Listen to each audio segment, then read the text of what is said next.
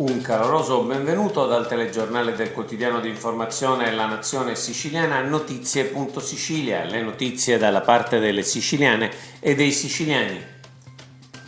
La Regione e il Comune con il Palermo Calcio. Dopo la conferenza stampa di presentazione, la nuova proprietà del Palermo, guidata da Dario Mirri, si è recato a Palazzo delle Aquile, sede del Comune di Palermo, dove ha incontrato il nuovo sindaco Roberto Lagalla e il vicepresidente della regione siciliana Gaetano Armao. All'incontro era presente l'amministratore delegato del City Group, Ferran Soriano. Numerosi i temi trattati nell'incontro, ma il tema più rilevante è lo stadio. Il Barbera può essere oggetto di restyling già da subito, ha detto Lagalla, e poi, quando la situazione si sarà consolidata, si potrà pensare a significativi interventi di ristrutturazione. Su questo tema si è soffermato anche l'assessore Armao. La cooperazione fra Regione e Comune è sempre stata positiva e lo è anche oggi. Nel progetto anche lo stadio è parte integrante. La proprietà della squadra ha manifestato l'interesse di effettuare i primi interventi che potremo condividere col sindaco Lagalla per il rilancio dello stadio. Lo merita la nostra città e la nostra squadra.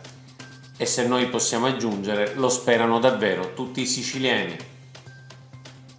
INAIL da oggi al via in Sicilia lo sportello digitale.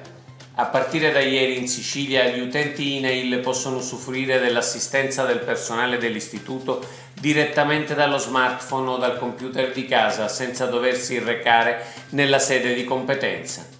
È stato attivato infatti nelle prime 3 regioni previste dalla roadmap del progetto, Sicilia, Lombardia e Lazio, lo sportello digitale. Destinato a lavoratori e aziende intermediari, il nuovo servizio consente la prenotazione e la gestione di un appuntamento in sede o da remoto attraverso la piattaforma Microsoft Teams. Lo sportello digitale è una delle modalità di erogazione e fruizione dei servizi finalizzata ad aumentare flessibilità ed efficienza. Dopo aver effettuato l'accesso con l'identità digitale SPID nell'area del sito dedicata ai servizi online, l'utente compila i campi necessari, fra i quali una breve descrizione dell'esigenza, sceglie data e orario in cui fissare l'appuntamento, la modalità in presenza o da remoto e in caso di esito positivo riceve un messaggio di conferma. Rinnovato il contratto dei medici delle ambulanze del 118. Il tavolo dell'emergenza sanitaria territoriale della regione siciliana ha siglato un accordo che rinnova dopo 16 anni il contratto di lavoro dei medici che si occupano di primo soccorso all'interno delle ambulanze medicalizzate del sistema 118. Previsto tra le altre cose un incremento delle retribuzioni ordinarie e straordinarie dei professionisti e contemporaneamente alcune novità che riguardano le assicurazioni professionali e l'indennità di rischio del personale di bordo. Ai medici dell'emergenza viene infatti riconosciuta l'indennità regionale aggiuntiva per l'attività svolta in eccedenza oraria. Il compenso orario stabilito sarà di 45 euro. Sarà inoltre prevista un'indennità aggiuntiva per tutte le zone ritenute disagiate. Dopo 16 anni abbiamo rinnovato il contratto per l'emergenza sanitaria territoriale, un accordo importante, ha commentato l'assessore alla salute Ruggero Razza, che migliorerà il lavoro dei tanti professionisti che ogni giorno intervengono per prestare il primo soccorso sulle ambulanze.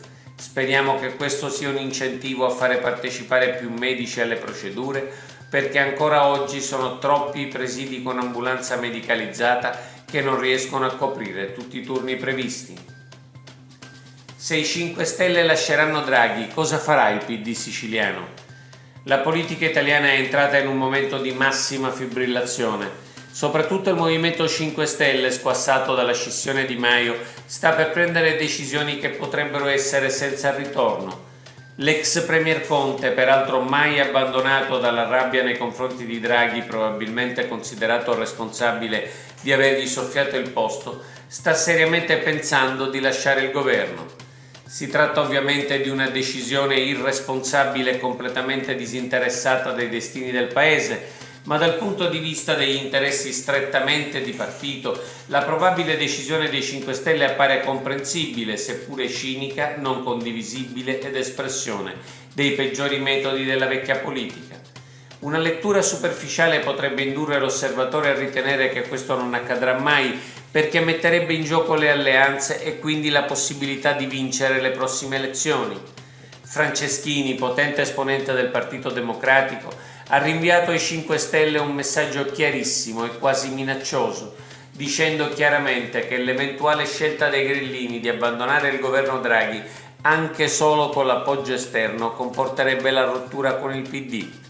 Ma per i 5 Stelle uscire dal governo Draghi e intraprendere alcuni mesi di rabbiosa politica populista appare come l'unica possibile scelta per non sparire dal panorama politico italiano. Il tentativo sarebbe quello di rilanciare l'immagine del partito intransigente che pretendeva di avere sconfitto la povertà. Per alcune decine di parlamentari in carica senza arte né parte e soprattutto senza alcuna preparazione politica, potrebbe trattarsi dell'unico modo per assicurarsi di nuovo una poltrona in Parlamento. Per questo siamo tra i pochi che pensiamo che nelle prossime settimane i 5 Stelle romperanno con Draghi, rilanceranno molte parole d'ordine estremiste e urleranno al complotto contro di loro. Ma la domanda che a questo punto occorre farsi è: il PD siciliano cosa ne farà in questo caso di primarie già avviate senza entusiasmo? Se il partner principale della loro alleanza tornerà al periodo buio del populismo, il PD siciliano si adeguerà alla linea Franceschini o tenterà di fare finta di nulla? Oggi è tutto. Per l'informazione della Nazione Siciliana, notizie.sicilia e appuntamento alla prossima edizione. Per approfondire le notizie andate direttamente sul nostro sito www.lanazionesiciliana.eu.